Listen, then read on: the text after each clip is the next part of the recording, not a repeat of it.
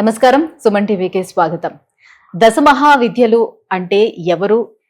కామాఖ్య అమ్మవారి ఆలయంలో ఉన్నటువంటి ఆ దశమహావిద్యలను పూజిస్తే ఇన్స్టెంట్ గా నిజంగా రిజల్ట్స్ అనేవి వస్తాయా? దశమహావిద్యలు ఈ పూజలు చేయటం వల్ల ఎలాంటి ఫలితాలు ఏర్పడతాయి? ఈ విషయాన్ని తెలియజేసేందుకు మనతో పాటు ఉన్నారు ప్రముఖ శక్తి సాధకులు, అలాగే తంత్ర ప్రావీణ్యులు, కామాఖ్య దశమహావిద్యలు మరియు మహా త్రిశక్తి పీఠ వ్యవస్థాపకులు గురూజీ ప్రహ్లాద స్వామి గారు మనతో పాటు ఉన్నారు. గురుగారిని అడిగి తెలుసుకుందాం. నమస్కారం. జై మాతాది.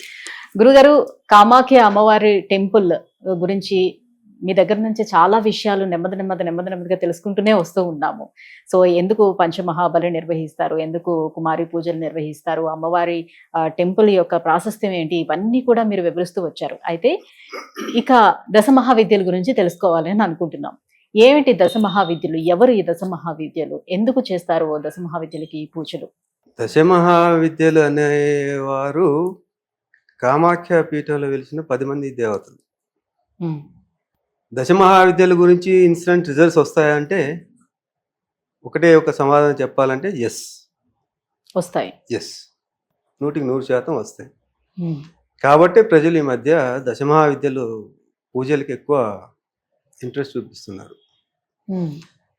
దశమహావిద్యలు అని ఎందుకు అంటామంటే వారు డైరెక్ట్గా దేవతలు కాదు, అమ్మవారి యొక్క అంశలా, అమ్మవారి అంశలు. కాబట్టి వారిని విద్యలు అంటాం. ఒక సమస్య పూర్ణం అంటాం కదా, ఒక్కొక్క సమస్యకి ఒక్కొక్క దేవత అధిపతి.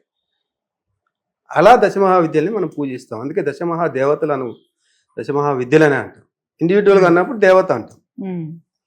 సో కాళీ మాత అంటే విద్యలు అనేసరికల్లా ఏమనిపిస్తుంది అంటే ఒక్కొక్కరికి ఒక్కొక్క విద్యలోని ప్రావీణ్యం పొందినటువంటి. కరెక్టే, మీరు మీ అండర్స్టాండింగ్ కరెక్టే. కాబట్టి ఇక మనం దశమహావిద్యల గురించి మాట్లాడుకునే ముందు అసలు దశమహావిద్యలు అనే వాళ్ళు ఎలా వచ్చారనేది ఒకసారి తెలుసుకోవాల్సిన అవసరం ఉంది. ఈ దశమహావిద్యలు ఎలా వెలిసినాయి అంటే ఇది మనం మళ్ళీ పురాణంలోకి వెళ్ళాలి. పురాణంలోకి వెళ్తే కనుక మీకు టూకీగా చెప్పేస్తాను. దక్ష ప్రజాపతి కూతురు సతీదేవి. సతీదేవి దక్ష ప్రజాపతి అయిన పెద్ద చక్రవర్తి. ఆవిడ ఈశ్వరుని ప్రేమిస్తుంది. సో యాజ్ యూజువల్ అప్పట్లో కూడా ఒక చక్రవర్తి ఒక బైరాగిని ప్రేమిస్తే ఒప్పుకోడు కదా. శివుడు గొప్పవాడే కావచ్చు, కానీ ఆయనకి ఇల్లు కూడా లేని ఒక శ్మశానం నుండి ఒక బైరాగి. ఈయనేమో చక్రవర్తి, కూతురు ప్రేమిస్తే ఒప్పుకుంటాడో ఒప్పుకోడు. ఆవిడ బయటకు వెళ్ళిపోయి ఈశ్వరుని పెళ్లి చేసుకుని ఆవిడ ఉంటారు. ఉన్నప్పుడు ఏమవుతుందంటే ఈయన గొప్పతనం చూపించుకోవాలి, కూతురు వెళ్ళిపోయింది కాబట్టి.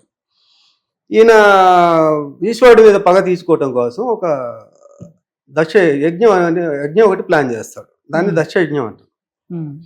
ఆ యజ్ఞంకి ముక్కోడి దేవతల్ని పిలుస్తాడు. బ్రహ్మ విష్ణువుని కూడా పిలుస్తాడు, మహేశ్వరుని పిలవాడు. అంటే నిరీశ్వర యాగం. ఈశ్వరుడు లేకుండా యాగమే ఉండదు. నిరీశ్వర యాగం తలపెడతాడు. అప్పటికి అందరూ ఆయనకి సలహా ఇస్తారు, నిరీశ్వర యాగం మంచిది కాదు, చేయొద్దని. కానీ ఆయన చక్రవర్తి, ఆయన వినే పరిస్థితిలో లేడు. యాగం పెట్టి అందరినీ పిలుస్తాడు. కూతుర్ని అల్లుడిని మాత్రం పిలవడు. ఈవిడ ఆ ఇంటి కూతురు కదా, ఈమెకి మనసులో ఉంటుంది. అందరూ చుట్టాలు పక్కాలు వస్తారు, వెళ్ళాలని ఇది ఉంటుంది కదా. వెళ్ళి ఈశ్వరుని అడుగుతారు, అయ్యా మనం వెళ్దామా స్వామి, మనం వెళ్దామా అని అడుగుతుంది. మనం వెళ్ళటం ఏంటి, కావాలంటే నువ్వు వెళ్ళు అన్నాడు. మనం ఎట్లా వెళ్తాం, పిలవని పేరెంట్ అని మనం ఎట్లా వెళ్తాం, వద్దు అంటాం. ఈవిడ వినదు. మళ్ళీ అడుగుతుంది, స్వామి నువ్వు వెళ్ళినా కూడా ఇబ్బంది పడతావని చెప్తాడు. ఎందుకంటే మనల్ని అవమానపరచడానికి ఆయనకి తెలుసు కదా. ఈశ్వరుడు అంటే సర్వం తెలిసినవాడు. వద్దు, మనల్ని ఇబ్బంది పెట్టడానికి ఆయన పిలుస్తున్నాడు, నువ్వు ఒక్కదానివే కూడా ఇబ్బంది పెడతావంటే లేదు వెళ్ళాల్సిందే అంటది. ఆయన వినడు. వినకపోవటంతో ఈవిడేం చేస్తారంటే ఆయనని సామధాన భేద దండోపాయాలతో ఆయన్ని ఎట్లాగైనా ఒప్పించుకోవటానికి ప్రయత్నం చేస్తుంది. ఆదిపరాశక్తి కదా, వివిధ రూపాల్లో ఆయన మీద కొన్ని ప్రయోగాలు చేస్తుంది. ఇప్పుడు భార్య కూడా భర్తని ఒకసారి కాఫీ కల్పించి ఏమండి సినిమాకి వెళ్దాం అంటుంది. వద్దని అనుకోండి, కొంచెం హార్ష్గా గిన్నెలు వాడేయటం ఏదో చేస్తుంది. లేదంటే పిల్లల ద్వారా అడిగిస్తుంది, లేకపోతే వాళ్ళ అత్తమాలతో చెప్పిస్తుంది. ఇట్లా రకరకాలుగా ప్రయోగాలు చేస్తుంది. అట్లా ఈ అమ్మవారు కాబట్టి శక్తుల్ని ప్రయోగిస్తుంది. రకరకాల శక్తుల్ని, ఇట్లా 10 రకాల శక్తుల్ని అయ్యవారి మీద ప్రయోగిస్తుంది. ఏదో ఒక శక్తి ఆయన మీద రిజల్ట్ చూపిస్తుంది. రిజల్ట్ చూపించి అంతటి ఆదిశంకరుడి మీదే రిజల్ట్ చూపించింది దశమహావిద్యలు. ఆయనే ఆయన మనసు మార్చుకుని, సరే వెళ్తే నువ్వు ఒక్కదాన్ని వెళ్ళు కానీ నేను రాను, కానీ నువ్వు జాగ్రత్త, అవమానించడానికి ఆయన పిలుస్తున్నాడు అని ఆవిడని పంపిస్తాడు. అలా వెలిసినాయే ఈ దశమహావిద్యలు. కొంతమంది వేరే రకంగా చెప్తుంటారు, అంటే గురు పరంపరగా, ఎందుకంటే మేము గ్రంథాలు చదివిన వాళ్ళం కాదు, ఉపనిషత్తులు వేదాలు చదివిన వాళ్ళం కావు. గురు పరంపరగా మాకు ఏదైతే ఇన్ఫర్మేషన్ మాకు పాస్ అవుతుందో అది ప్రజలకు తెలియజేయటం మా విధి. సో దీంట్లో కాంట్రవర్సీలు ఏమి ఉండొద్దు. ఎవరు వేరే వాళ్ళు ఏదైనా చెప్తే అది దాని ప్రకారం అది జరుగుతుంది. కాబట్టి ఇది సహేతుకంగా అనిపించింది కాబట్టి మా గురువులు గురు పరంపరగా ఇది చెప్తున్నారు దశమహావిద్యలే ఎలా వెలిసినాయి అని చెప్పేసి. సో ఇలా వెలిసిన దశమహావిద్యలే.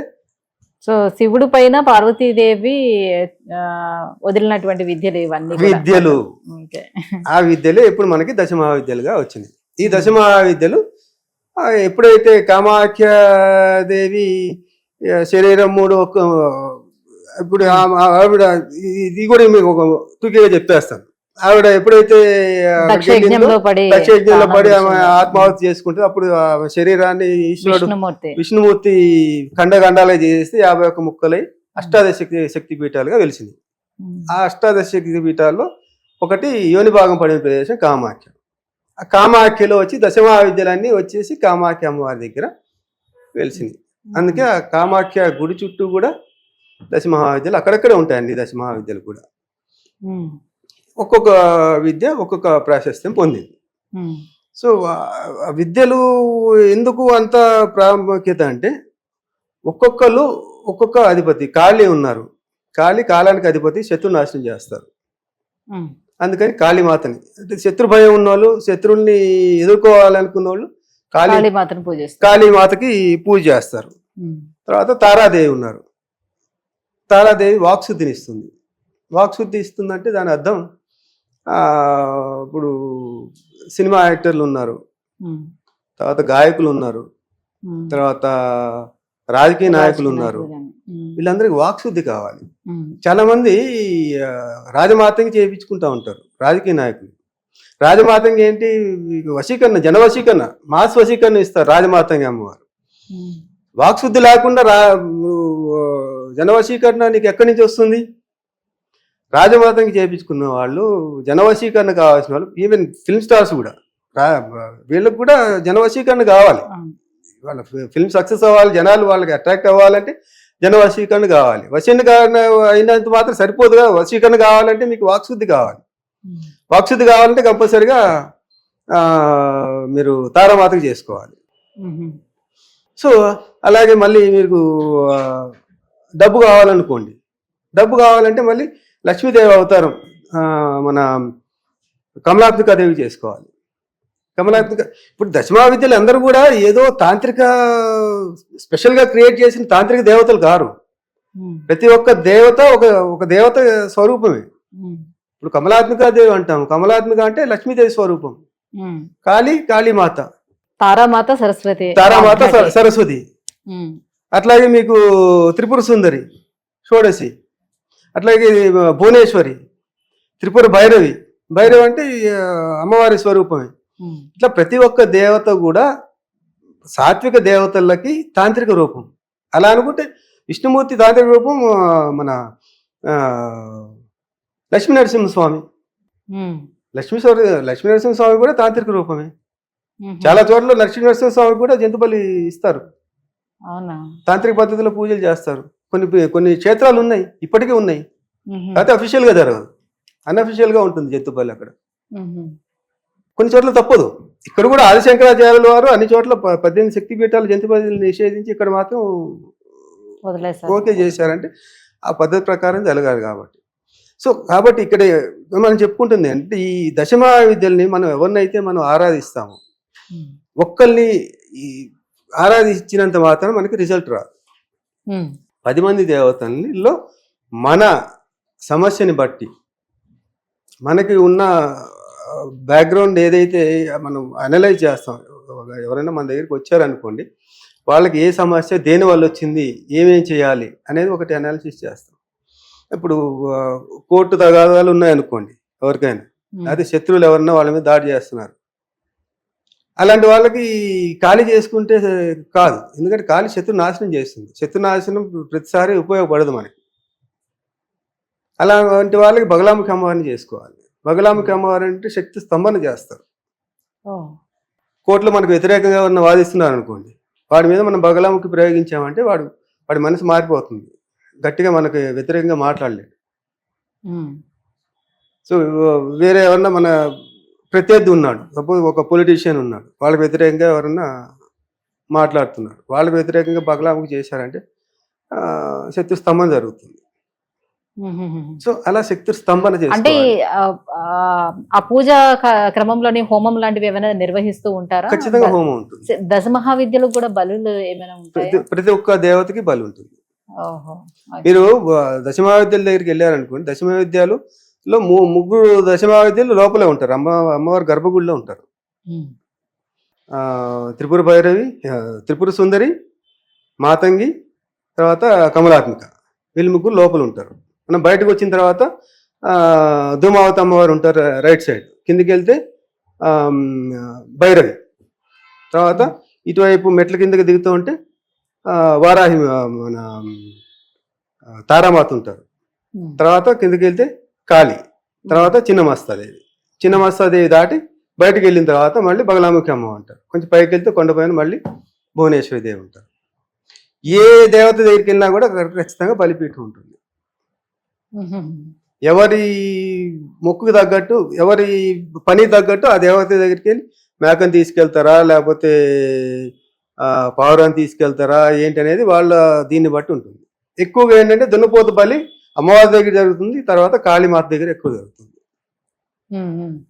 తర్వాత బగలాముఖి అమ్మవారికి పొట్టేలు బలి ఎక్కువ జరుగుతుంది. బగలాముఖి అమ్మవారికి మంగళవారం రోజు లేకపోతే అష్టమి రోజు సాయంత్రం పూట ఎక్కువ జరుగుతాయి ఈ పూజలు.